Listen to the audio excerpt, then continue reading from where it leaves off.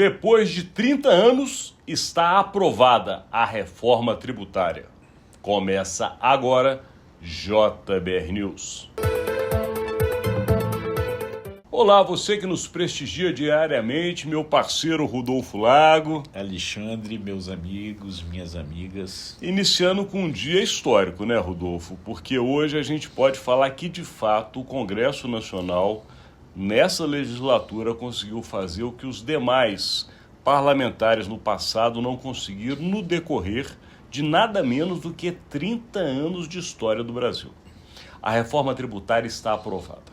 Claro, algumas coisas podem vir depois dessa aprovação, algumas coisas podem até ser acrescentadas no futuro, mas o que interessa é o texto final com as suas regulamentações está definitivamente transitado, analisado, votado e aprovado pelo Congresso Nacional. Agora vai para a sanção do presidente da República, que tem a opção de sancionar com ou sem vetos. De qualquer maneira, o assunto está concluído. Isso é um marco, né, Rodolfo? Porque cá entre nós, 30 anos no Brasil se falando de reforma tributária, é uma vitória que pode se colocar, sim, no colo dos presidentes das duas casas, Rodrigo Pacheco do Senado e Arthur Lira da Câmara. Eles se empenharam muito para que isso acontecesse. Muitos lobbies circundaram essa reforma, você vai falar um pouco disso também, mas o importante é, vamos ter um sistema tributário mais justo e melhor, mais transparente para todo cidadão, não é isso? É isso aí, Alexandre. Sem dúvida nenhuma, isso é um marco histórico. Tem 3 décadas que já tinha se concluído que o sistema tributário brasileiro era uma tremenda de uma bagunça, uma zona que ninguém sabia, que acabava custando muito caro para as empresas manter advogados tributários, manter contadores para conseguir entender toda essa barafunda do sistema tributário brasileiro e a partir da aprovação do projeto que regulamenta isso, ontem, que agora vai à sanção do presidente da República, você passa a ter um sistema tributário muito mais simples, muito mais fácil de se entender. Você só vai ter isso na prática em 2033. Até lá é todo um processo de transição para a cobrança dos novos impostos, dos 3 novos impostos, imposto sobre bens e serviços, contribuição sobre bens e serviços e imposto seletivo, que vai substituir os impostos atuais que se cobra sobre o consumo. Então você ainda não vai sentir isso na prática, mas no momento que esses impostos começarem a ser cobrados, tudo vai ficar muito mais simples. Na verdade, vai ser possível saber quanto se paga de imposto exatamente na compra de qualquer produto ou qualquer serviço, coisa que hoje não se sabe, porque você, quando compra uma coisa, aquilo é tributado várias vezes na cadeia, né? E agora não, agora você vai chegar lá, vai comprar determinado produto, uma garrafa de suco, por exemplo, e vai saber exatamente quanto aquilo dali é o produto, de fato, o custo do produto, e quanto ali se paga de imposto.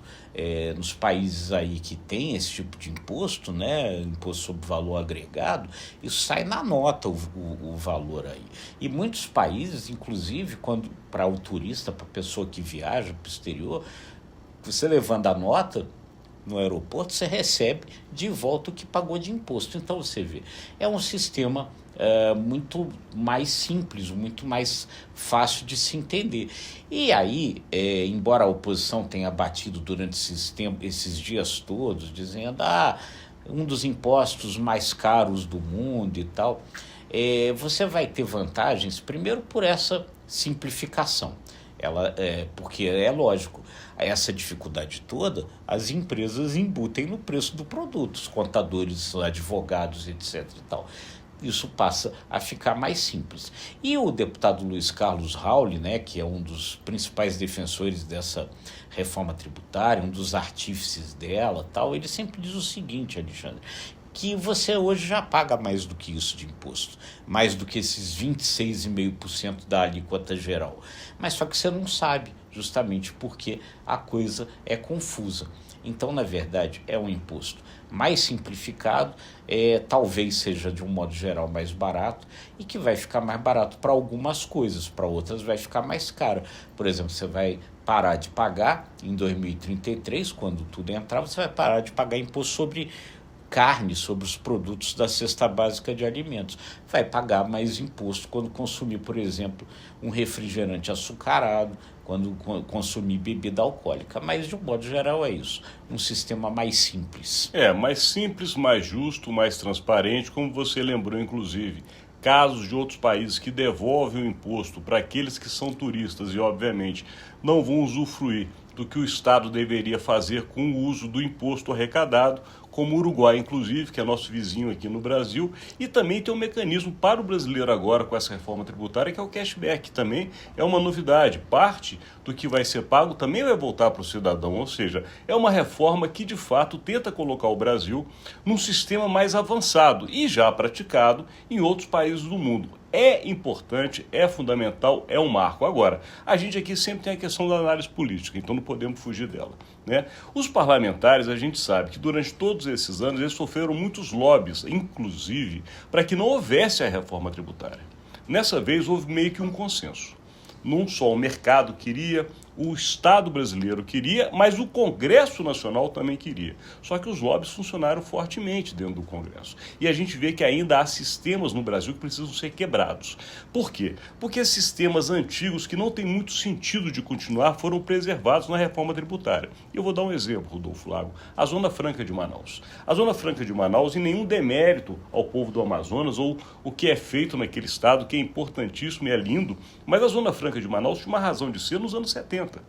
Até o início dos anos 80 ainda tinha uma justificativa. Agora, em pleno 2024, chegando em 25, não faz mais o sentido, com os produtos internacionais que chegam no Brasil, com a China comandando o processo de industrialização, com o fim dos monopólios, manter uma série de regalias na Zona Franca, e foi mantido por um lobby. Outro lobby que foi mantido também é a questão das armas, porque hoje a bancada armamentista do Congresso tem muito poder, então também foi colocado um privilégio para a questão das armas. Então a gente vê que ainda alguns lobbies preservaram direitos e privilégios que não deveriam mais existir, mas de fato é um avanço. Agora, uma coisa importante da gente colocar: a partir deste momento, tanto Arthur Lira quanto Rodrigo Pacheco vão levar para si no seu legado terem aprovado essa reforma. Agora, daqui para frente, será que o próximo Congresso vai tentar modificar? Porque a gente sabe que o poder do Congresso Nacional é de aprovar hoje e talvez mudar amanhã, Rodolfo. Não, esse risco sempre se corre, né? Agora, realmente, o que pode impedir esse risco? Como você mesmo falou, tudo isso agora foi aprovado e não se conseguiu aprovar antes, em 30 anos, porque realmente houve uma unidade, houve um consenso, quer dizer, houve uma compreensão de vários setores aí, tanto políticos, quanto governo, quanto na sociedade, entre os empresários, de que realmente não dava mais para continuar com essa bagunça tributária. Então, por isso, ela foi aprovada. Isso daí talvez preserve essa reforma no futuro. Há um prazo de transição muito longo, até 2033, onde determinadas coisas de fato podem mudar, mas não é provável. E aí a gente precisa lembrar que ainda há pontos aí a serem aprovados, né? Foi aprovado o primeiro projeto de regulamentação da reforma, que ele trata, enfim, das alíquotas dos produtos e tal, define isso de forma mais detalhada, mas o segundo projeto, que cria o Conselho Fiscal, né, que vai fazer a distribuição desses recursos entre União, estados e municípios, esse projeto ainda precisa ser aprovado. E aí você vai ter ainda determinados complementos daqui até 2033 para fazer justamente os ajustes aí. A alíquota precisa ficar, a alíquota geral, né? A alíquota dos produtos que ali não pagam nem mais nem menos imposto, precisa ficar em 26,5%. Se durante esse processo aumentar, existe na lei uma trava, ou seja, o governo vai ter que fazer reduções para poder manter essa alíquota em 26,5%. De qualquer maneira foi um avanço. Você está colocando esses pontos, a questão do cashback, as questões que vão melhorar para não somente a parte contábil brasileira, mas o próprio preço final, como você bem lembrou, para o consumidor que somos todos nós. Realmente foi um avanço. A gente tem que levar esse dia como um dia histórico, um marco nacional e, de fato, uma vitória do Congresso Nacional. Vamos ver daqui para frente o que vai acontecer. O que a gente não pode é continuar porque o nosso tempo está estourado. Então a gente termina este conteúdo de hoje agradecendo a sua audiência. É isso aí. E pedindo aí a você, comente aí qual a sua expectativa com relação à reforma tributária. É boa? É ruim? Você está otimista? Está pessimista? E se você gostou desse conteúdo, curta, compartilhe, acesse imagemcredibilidade.com, se inscreva no ICTV e nos nossos demais canais. Obrigado e até amanhã.